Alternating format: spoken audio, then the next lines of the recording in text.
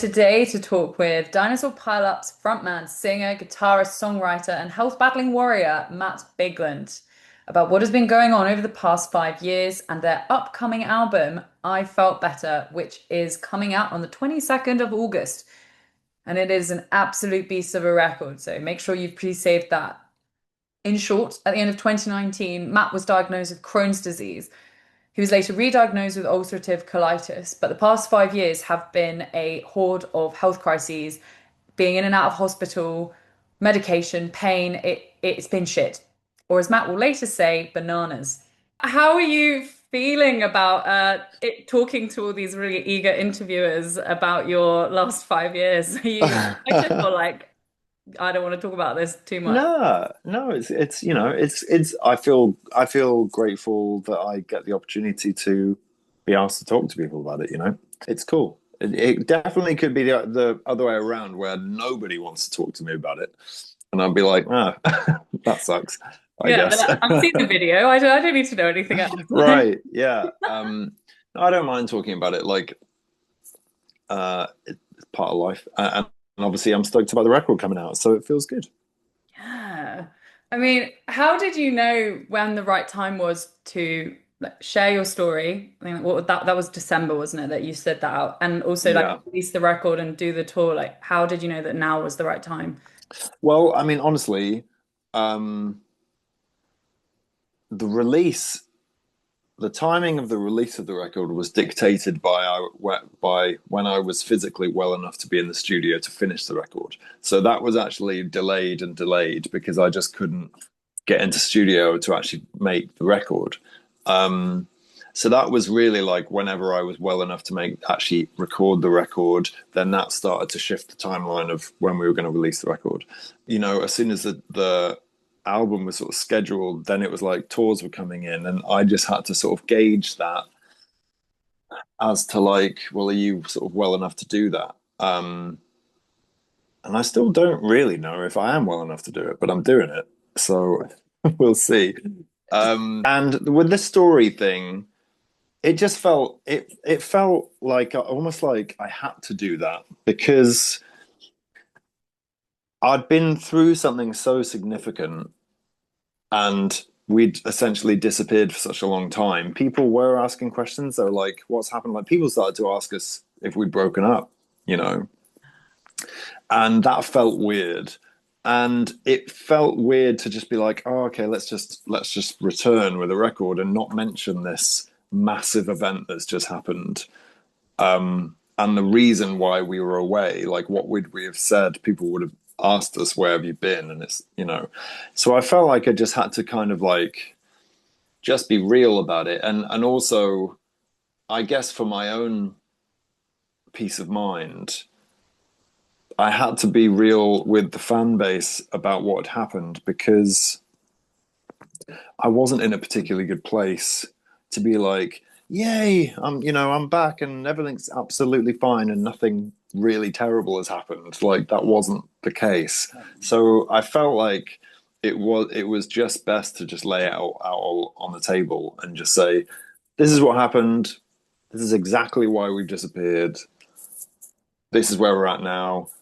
I'm probably my perspective and stuff is definitely probably a bit different now. I might have to miss some stuff because of health stuff, blah blah blah. Like just do you know what I mean? Just so everyone's on the same page. And now Um, everyone can expect like, oh, if you do need to take a few days out, like people are on your side rather than yeah, on. yeah, because otherwise it could potentially like I mean I really hope it's not, but if I ever do have to just like bounce out of something, it won't be this weird thing of like, oh, why is Matt's always canceling shit, because I never want to cancel anything, but that there is a reality of that now. So yeah, it just felt like it was important for me to say where I was actually at. You talked about it being like cathartic to lay it all out, and also the album itself being cathartic. Like, are you finding the process of continually talking about it and the album and playing the new songs, like, does it remain cathartic or do you start to feel other emotions? No, yeah, I think it's kind of cathartic. Like talking about it, talking about what happened in a way just reminds me of sort of what I managed to push through. Um, so in a way, it's well, what's the word? I guess it wouldn't be cathartic, but it just reminds me of sort of my resilience, I guess. Um, which is nice. You know, that's a good thing. That is cathartic in ways. It's good to remind myself what I was able to sort of push through and remind myself that I am capable of that. Because obviously, a lot of the time when I was in hospital and when I was out of hospital, but still, probably should have been in hospital and all of that stuff, I was incredibly weak, like physically and also mentally, just sort of shattered. So I didn't really feel like the front guy of Dinosaur Pile-Up. I felt like a completely different person, and I didn't feel like a guy that like has fans and can control a crowd and like go on tour for fucking 9 months or whatever. Like I didn't feel like that guy at all. So it was hard to like. Often I would end up feeling like, I mean, I was vulnerable, but like I would often end up feeling really, really weak and sort of just all my power had sort of been taken away from me. But I guess when I'm talking about it repeatedly, it does remind me of like that was a thing that you went through and you sort of conquered, and that's powerful in itself. Um, yeah, so I think it's relatively healing to talk about it, I guess, in a way, and really as well, I'm just stoked to have another record out in the world. Like my like the most important thing about music for me and the most exciting thing about music for me is making the music, is writing the songs, is that process, and then showing them to the world. I think I was doing an interview yesterday where I think the question was, how do you pick your track listing and how do you pick the songs that go on a record and stuff? And I answered really honestly, and it sort of just came out. And I was like, oh, fuck, yeah, that is exactly why I choose the songs I put on records. It's if I was to die tomorrow, what songs would you be like, fuck, like, I wish I had released that song in the world? Like, if I was to die tomorrow, what songs do you want on the record? What songs do you want on the record today? And it would be those songs, and I sort of do pick records like that. Obviously, this record was weird because it sort of was that it sort of was that situation. Like you actually might cark it, like what songs are going on the record, which was pretty wild. But I think that's artistically, that's a really good way to pick songs, make albums, and also just operate as a creative person. So aside from talking about this whole experience and that being cathartic and stuff like that, I'm just stoked to be putting another album out in the world because that's all I really want to do. So would you say like your mentality and approach to creating music hasn't necessarily changed that much, but you've just got a whole new box of experiences to draw from? Yeah, I don't think I don't think due to that experience, my personality has changed or why creatively how I operate has changed or how I write songs has changed or how I write lyrics. None of that's changed. I'm still me, but I have a very different perspective now, having gone through that experience. And maybe that comes out in ways like how I articulate myself in a song or my perspective in when I'm writing lyrics, or even like I just explained, how I think about releasing music or like how I think about doing this full stop. Like I've always felt very grateful that I sort of have, what's the word? Like I was going to say crawled through. It is kind of crawled through, just like hung on by my fingertips, like on to be able to making music. Like it's so fucking difficult to like stay in the game and do this because it's a struggle. But my perspective of like how I do that and like how grateful I am that I am still getting to do that it's sort of even more, my gratitude has sort of gone through the roof because I could be doing something that's not this, or I could not be here at all, you know.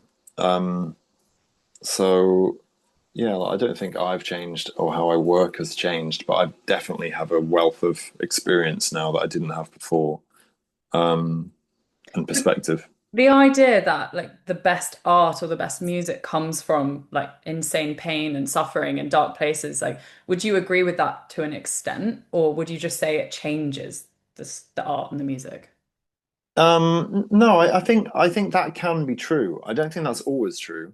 Mm. I think you can write an incredible song or make an incredible piece of art when you're not on death's door, say, and like you can you can do it when you're super super happy, you know. Um, but I do think like extremes like that push you to if you want to make something, if you want to work, it pushes you to work and it pushes you to um, make sure it happens, I guess, you know. Um, and and maybe through that experience, it does make you write better stuff or create better stuff. I feel like one of the perspectives that I gained from this whole thing was a sort of level of apathy about stuff and being able to articulate that.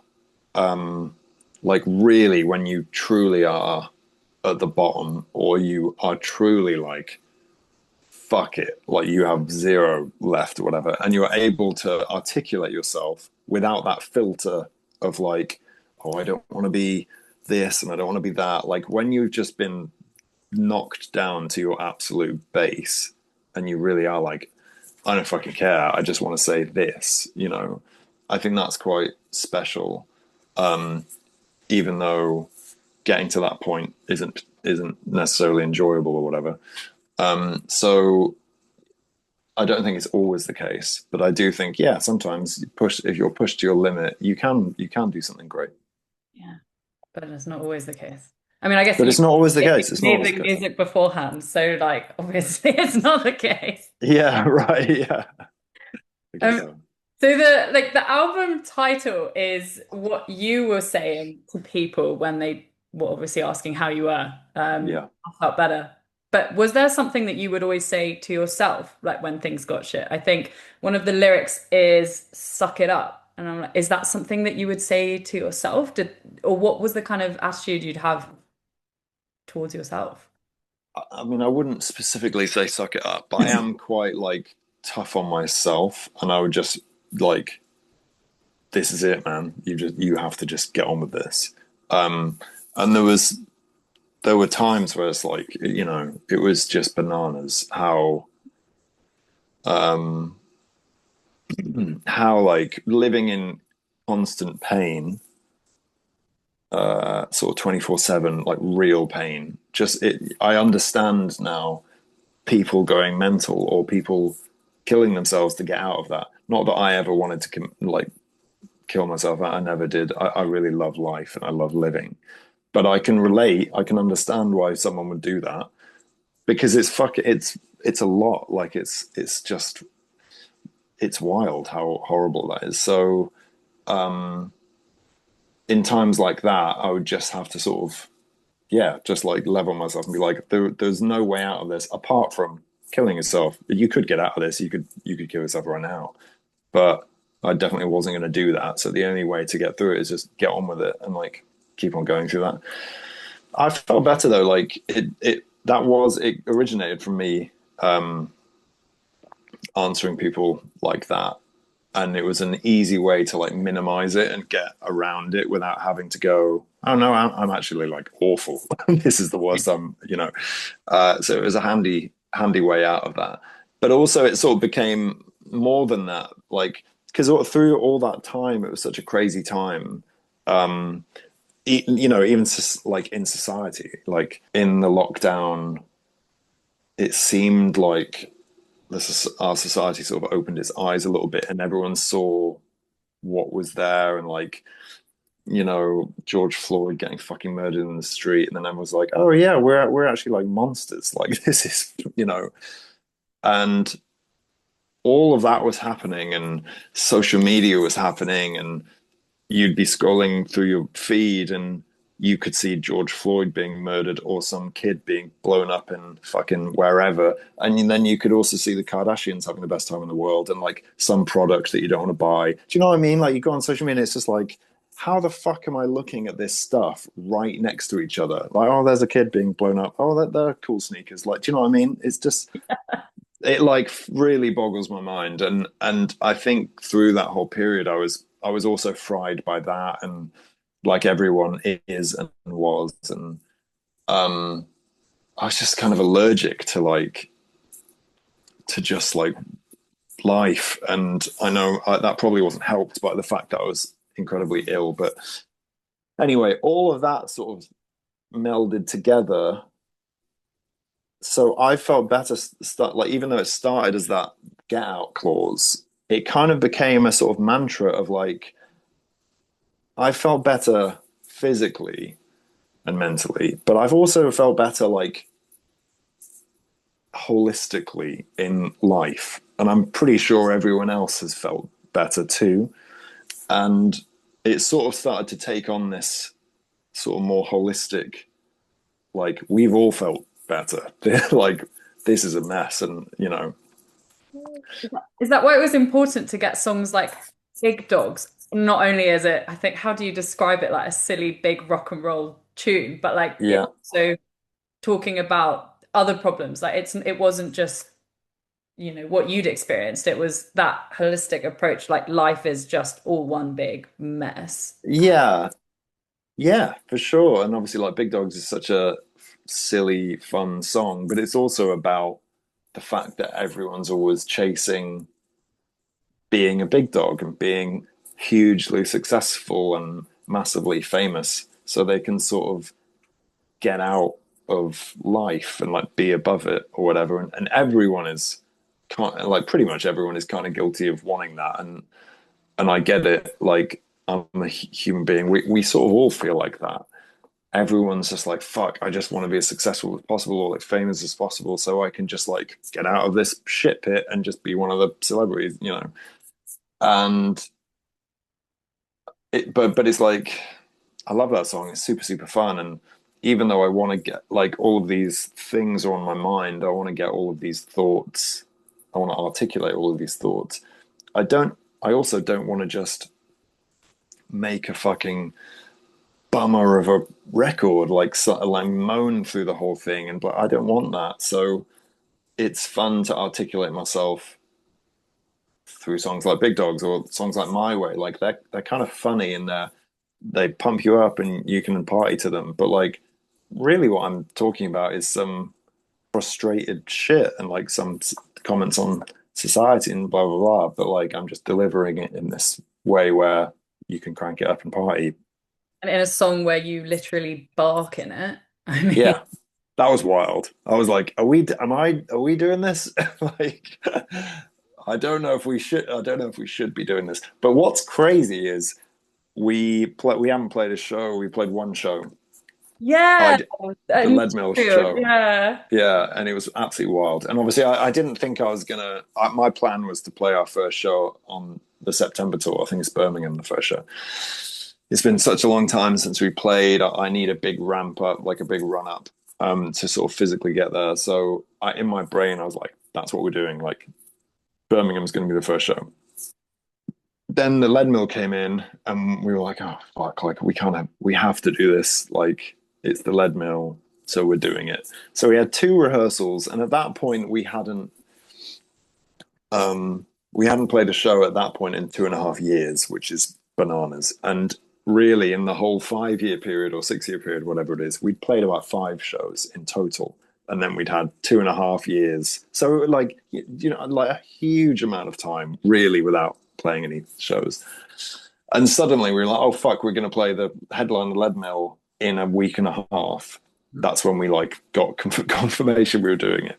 So we had two rehearsals. I was having an anxiety attack for about a week and a half because I was just so not ready. But what was wild about that show is from about the second song, the crowd were barking in Yeah. between the crowd were barking in between songs. I could not believe it. And thank fuck we were the only new song we played was Big Dogs because we didn't know the other ones yet. And my God, like, can you imagine if we didn't play Big Dogs? Like, what a letdown. But from yeah, like from song two, people were just like, woof, like in the crowd. It was so crazy. It was wild. You're gonna get fans coming up and barking at you in the street now. Yeah, You yeah. started I something. really hope that becomes a thing, like that crowd woofing thing, because it was kind of a vibe. And I met the guy afterwards. Like we hung out and met everyone that came and like sold merch and signed stuff. And I met the dude that started it, like him and his mate, and he was so proud. He's like, I was the guy. I started the work, like the big dog thing. It was awesome. Oh my God. I mean, Yeah. yeah, people could try and get you to do like a dinosaur noise or something, but woofing just comes so much more naturally. Yeah, I think that's a funny thing. Like, obviously, a lot of people, particularly at festival shows, like a lot of people come in those massive blow up dinosaur things. Like, yeah, that started in I can't remember. I think it was actually Japan was the first time I saw that, and then it just started to like become a thing. And like the last festival we did was 2000 Trees, and there was like a considerable amount of people in blow up dinosaur costumes, which I kind of love. But the barking thing, I hope, is a thing. Okay, so people in blow up dinosaur costumes barking at you. That Yeah, yeah, Great. weird. Right. Oh my God. So Yeah, did like anxiety before a show, is that something that you used to get at all? Or is it just something because you haven't done it in so long and it's like, yeah. I always get a bit anxious before shows. But I've over the years, like obviously we've been playing shows for like a shockingly long time now. Um, and over the years, I've kind of found ways to get over that. Like in my youth, it was just drinking. I'm not a big drinker at all, but I used to just hammer booze to kind of like get away from that anxiety, which eventually I learned didn't work. I was still anxious.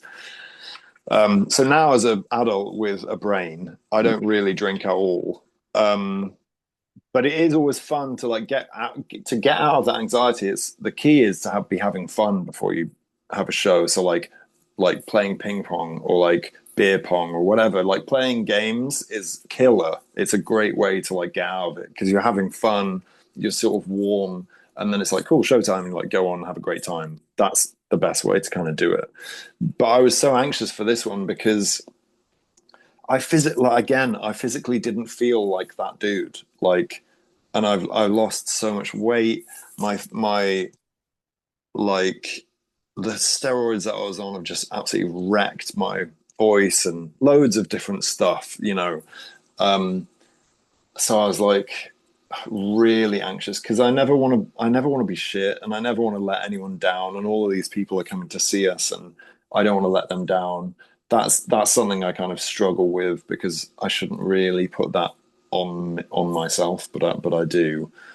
So I was really panicking, like I just didn't think I could do it, which was wild because in the end, it was just a like literally one of the best shows we've ever been part of. And I say that I don't say best shows we played because really the energy was coming from the crowd. So it was just a wild experience. Um, so maybe that showed me I should worry less, but I do worry a lot. and just make you excited for like how excited people are to see you again. It's just going to be Yeah, an amazing show after amazing show. yeah, I hope so. Do you have any plans for like how you're going to have to do things a bit differently on the road, like to make sure you don't overdo it, and keep it as controlled as possible? For sure. Like I think, I mean, like I said, I'm not a big drinker, but if I was drinking at all, I, when we were touring 2019, I was probably having like a beer, you know, a couple of beers, whatever, maybe a shot of whatever. But now I just don't really have anything, and that's actually fine with me. Um, I think I'm. It's a lot physically. The songs are very physical. to be shredding out on guitar and screaming at like literally your capacity, it is a lot physically. So I think we'll be changing up a bit. Like Jim's going to start playing some guitar, which is cool, and I'll just sing some of the songs, which is the first time I've ever done that. And I hope the fan base like it. I think it's kind of important for me to do because I want to nail the vocals. I don't want to just completely bottom myself out early doors on a tour because I'm just physically fucked. So I think, yeah, like there's going to be a bunch of songs where I'm just singing, which I'm quite excited about and also nervous about. But I think it'll be Then you'll fun. have your hands free. There's I a know. video I What do saw I and you do with had, them? yeah, I'll just be like, a dinosaur or hello. something. Um, yeah, so yeah, it should be crazy. I've got one specific question. Everyone is asking, like, what happened to the flamethrower in the About to Lose It music video? Like, Oh wow, brilliant. Great question. Well, nothing because that thing was fucking dangerous. Yeah, I mean, it was just to heat the room, but I was like, that really looks like it just could just incinerate the room, like not heat the room. oh, so you weren't Um, ever gonna have like flames going everywhere? It was no, no, no, warm. no, no, absolutely not. That was just this massive, no way. That was just this massive industrial heater because the studio is freezing. Um, But it was mad because, like, if you looked at it from a side perspective, like, it was just fucking shooting fire out at the end of it. It was crazy. But no, that wasn't intended to be like a handheld flamethrower. Oh my God, okay. Yeah. It's like I think you have people wondering, like, did someone get burnt? Did something go wrong? Oh wow, shit, that's funny. I could start a rumor about that. Yeah, I burnt Jim horribly, so we didn't use That's why he's it. nearly crying in some of your recordings. Exactly, yeah. And what about in the was it My Way where you're doing an arm wrestle against Jim? Like which one of you won that? Oh God, I can't remember. That was staged for the shot. I think it was me and Jim. Yeah, I think Jim overpowered me. Actually, he's freakishly strong, even though looks like a wizard. So sorry to bounce. No, no, that's quite all right. I mean, yeah, this time went way too quickly. Yeah, I could chat to you forever. I'll just bark really loudly in London so that you have to talk to me after the show then. definitely. Hell yeah, wave, bark, and I'll be like, oh shit, yo.